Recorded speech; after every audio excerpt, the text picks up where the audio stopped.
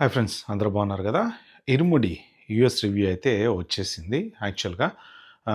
పాజిటివ్‌గానే వచ్చింది. కాకపోతే కొంతమంది మాత్రం కొద్దిగా సెంటిమెంటల్‌గా టూ మచ్‌గా ఉంది. అది ఇది అని చెప్పి అంటున్నారు. సో, దాని గురించి మాట్లాడుకునే ప్రయత్నం అయితే చేద్దాం. మీరైతే లాస్ట్ వరకు చూడండి.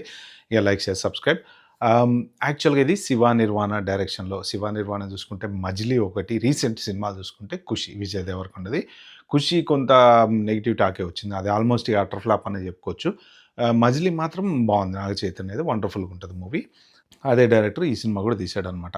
అయితే ఏంటంటే కొన్ని గ్రిప్పింగ్ సీన్స్ ఈ సినిమాలో ఉన్నాయి అనేసి రివ్యూలో చెప్తున్నారనమాట. సో, మొత్తానికైతే ఫస్ట్ జనరల్‌గా అమెరికాలో రిలీజ్ అవుద్ది. తర్వాత ఇంక అబ్రాడ్‌లలో రిలీజ్ అయిన తర్వాత ఇండియాలో రిలీజ్ అవుద్ది. వచ్చిన టాక్ అయితే మాత్రం 70% ప్లస్ అయితే పాజిటివ్ టాకే వచ్చింది. ఎందుకంటే దీంట్లో యాక్చువల్‌గా కథ కూడా ఏంటంటే మెయిన్ కూతుర్ని కాపాడుకోవటానికి. సో, రవితేజకి గూడా ఇదొక డిఫరెంట్ క్యారెక్టర్. ఇప్పటివరకు వచ్చినటువంటి క్యారెక్టర్‌లన్నిట్లో కన్నా ఇది ఒక డిఫరెంట్ క్యారెక్టర్. ఫస్ట్ హాఫ్‌లో కొంత తాగుతుంటాడు. ట్రైలర్‌లో చూసాం కదా! ఎప్పుడు తాగుతూనే ఉంటావు అది ఇది అని. సో, ఆ తాగుడు మానడం కోసము కూతురికి ఇరుముడి చేసుకుంటా అని జనరల్‌గా అట్‌లీస్ట్ ఒక 41 డేస్ అయితే డెఫినిట్‌గా తాగరు. పిచ్చి పనులు ఎటువంటి పనులు చేయరు. చక్కగా రూల్స్ ప్రకారం పొద్దున్నే లేవటము, ఆహ్, నా త చన్నీళ్ళతోని స్నానం చేయటం చాలా ఉంటాయి రూల్స్. అవన్నీ పాటిస్తారనమాట. సో, అందుకని జెప్పేసి ఇగ కూతురికి ఇచ్చిన మాట కోసం కంపల్సరీ యేసుకోవటం, ఇరుముడేసుకొని శబరిమల ఎళ్లి రావడం అనేది జరుగుతూ ఉంటది. కాబట్టి జనరల్‌గా పట్టణంలో చదువుకోవడానికెళ్ళినప్పుడు అక్కడ స్కూల్‌లో జరుగుతున్నటువంటి అఘాయిత్యాలు ఏమైతే ఉంటాయో ఇగ దానికి సంబంధించి కూతుర్ని కాపాడుకోవాలి, ఆడపిల్లల్ని కాపాడాలి. ప్రతి ఆడపిల్లని గూడా ఈయనేంటంటే నా కూతురు అనే ఉద్దేశ్యంతోటి చూస్తా అంటూ ఉంటాడనమాట. సో, అయితే ఇప్పుడు ఇక్కడ ఏంటంటే విలన్లంతా గూడా ఆ పర్టిక్యులర్ టైంలో ఇరుముడి యేసుకున్న 41 డేసే ఇంకా వాళ్ళు ఏం జేసినా. ఎందుకంటే ఆ టైంలో ఎటువంటి బ్యాడ్ పనులు చేయగూడదు, ఎవరిని కొట్టకూడదు, ఏం చేయకూడదు, డ్రింక్ చేయకూడదు, ఇలాంటివేమీ చేయకూడదు గాబట్టి, వాళ్ళు వెయిట్ చేస్తూ ఉంటారనమాట. ఎప్పుడెప్పుడైతే జనరల్‌గా ఈ mass type cinema general 'Raviteja' అంటేనే మాస్ మహారాజా కాబట్టి, సో, ఇలాగా ఎత్తులకి పై ఎత్తులు ఉంటాయి. ఆ పర్టిక్యులర్ టైంలోనే వాళ్ళేదో చేద్దామని ట్రై చేస్తూ ఉంటారు. దాన్ని 'రవితేజ' ఎలా ఆపుతూ ఉంటాడు. సో, ఇవి బాగా రాశారు. సీన్స్ అయితే చాలా బాగా రాసుకున్నారు. ఎత్తులకి పై ఎత్తులేయటము అవన్నీ బావున్నాయి. కాకపోతే ఏంటంటే కొంత తమిళ్ సినిమా జూసిన ఫీలింగొచ్చింది అని అంటున్నారనమాట. ఎందుకు అంటే జనరల్‌గా తమిళ్ సినిమాలలో జస్ట్ భక్తికి సంబంధించినవి గాని, అవి గాని కొంత నేటివిటీ ఎక్కువ ఉంటూ ఉంటుంది. సో, ఇప్పుడు ఇదేంటంటే ఇక్కడ 2 రకాల కథల్ని కలిపారు.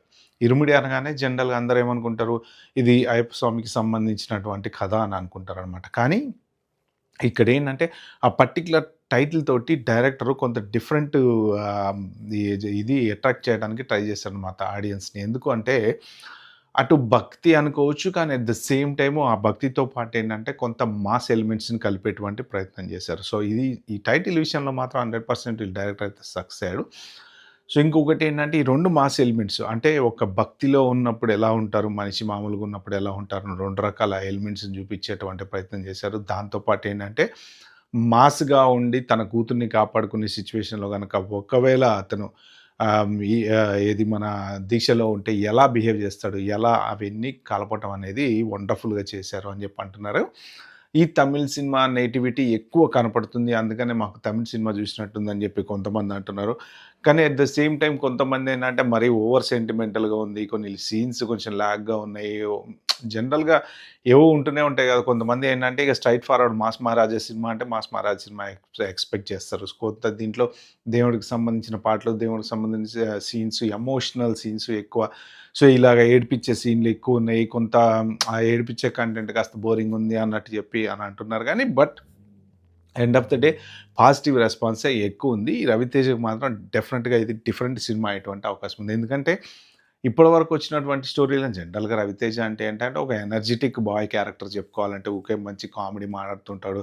ఆయన డైలాగ్‌లే కొంచెం అదొక చెప్పడం కూడా చాలా సింపుల్‌గా, ఈజీగా జోకులేసుకుంటూ చెప్పేస్తుంటారు. 'రవితేజ' అసలు ఫేమస్ అవ్వడానికి కారణమే ఆయన చెప్పేటువంటి డైలాగులు, ఆయన వే ఆఫ్ ఆ టాకింగ్ అనేది దాంతోనే మెయిన్ ఎక్కువ ఫేమస్ అయ్యాడు 'రవితేజ'. హీరో పరంగా చూసుకున్నా కూడా ఏంటంటే ఆయనకొచ్చిన క్యారెక్టర్స్ గానీ, ఆ క్యారెక్టర్స్ ప్రకారం ఇప్పుడు ఫైటింగ్‌లు, గీటింగ్‌లు ఏం లేకపోయినా మాస్‌గా సరదాగా మాట్లాడడము, అరవటము ఇయన్నీ మాసుని గూడా చాలా కామెడీగా హ్యాండిల్ చేస్తాడనమాట. సో, అది 'రవితేజ' యొక్క గొప్పతనం. సో, మొత్తానికైతే యూఎస్ నుంచి ప్రస్తుతానికొచ్చినటువంటి రివ్యూ మాత్రం బానే ఉంది. సినిమా చాలా బావుంది అని 80% చెప్తున్నారు గానీ, ఒక 20% అక్కడిక్కడ ఇగ నెగెటివ్ టాక్ ప్రతి సినిమాకి 100కి 100% అందరూ సూపర్ అంటే సూపర్ అని చెప్పరు గదా!